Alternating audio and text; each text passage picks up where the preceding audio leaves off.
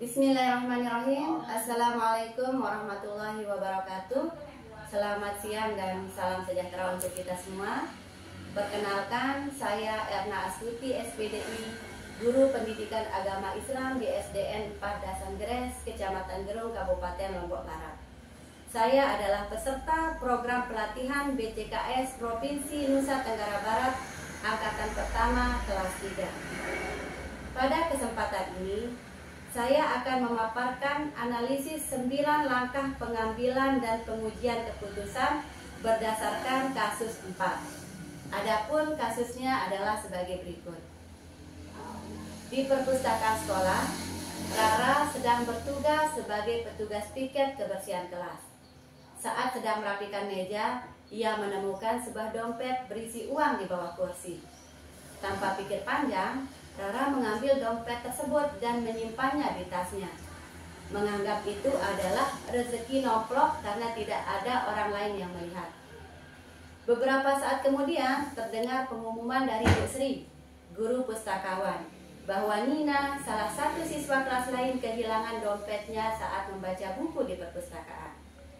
Tari yang kebetulan berada di perpustakaan sejak awal melihat jelas saat Rara mengambil dompet tersebut dan memasukkannya ke tas. Kini Tari menghadapi dilema. Di satu sisi ia tahu bahwa dompet itu milik Nina dan kejujuran adalah nilai yang harus ditegakkan. Di sisi lain, Rara adalah sahabat dekatnya yang sering menolongnya dalam mengerjakan tugas dan berbagi bekal setiap hari. Jika Tari melaporkan hal tersebut atau menegur Rara, besar kemungkinan hubungan mereka akan rusak dan Rara tidak akan bersikap baik lagi padanya. Pertanyaannya, bagaimana seharusnya Tari menyikapi situasi tersebut? Langkah analisis 9 langkah pengambilan keputusan dengan menjawab setiap pertanyaan dari setiap langkah berikut ini. Langkah pertama, apa saja nilai-nilai yang saling bertentangan dalam kasus 4? Nilai-nilai yang bertentangan dalam kasus 4 adalah kejujuran versus kesetiaan pada sahabat. Yang kedua, keadilan versus solidaritas pertemanan. Langkah 2, siapa saja yang terlibat dalam situasi pada kasus 4?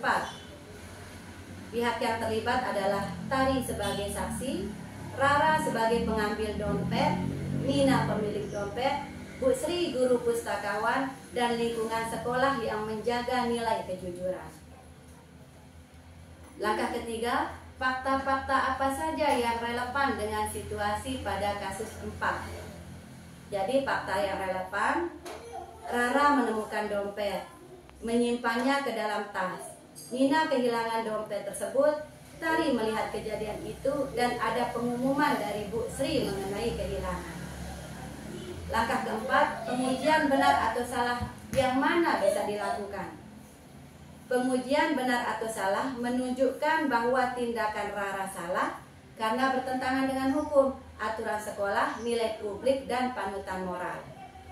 Langkah kelima, pengujian paradigma benar lawan benar yang mana bisa dilakukan. Paradigma benar lawan benar adalah membela sahabat versus menegakkan kejujuran, kepentingan jangka pendek versus jangka panjang, serta keadilan versus belas kasih. Langkah keenam, prinsip resolusi yang mana bisa dilakukan. Prinsip resolusi yang bisa dilakukan, saya menggunakan prinsip berbasis hasil terbaik, berbasis aturan, dan berbasis kasih. Langkah ketujuh, adakah opsi lain yang lebih kreatif, adil, dan bijak yang bisa dilakukan? Opsi kreatif, Tari menegur Rara secara pribadi, mengajaknya mengembalikan dompet kepada Nina atau Bu Sri, dan bila menolak, Tari tetap harus melapor demi keadilan. Langkah yang ke-8, apa keputusan akhir yang Ibu Bapak ambil sesuai dengan analisis kasus 4? Keputusan akhir, Tari sebaiknya membujuk Rara untuk mengembalikan dompet. Jika Rara tidak mau, Tari sendiri yang melapor ke Bu Sri meski persahabatannya terancam.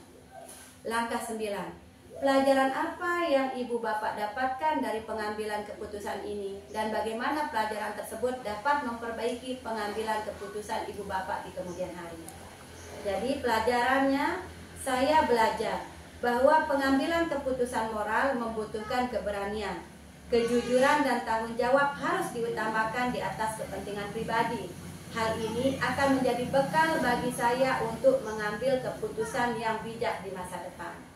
Terima kasih, demikian analisis yang bisa saya bagikan. Semoga bermanfaat. Wabillahi taufiq wal hidayah. Wassalamualaikum warahmatullahi wabarakatuh.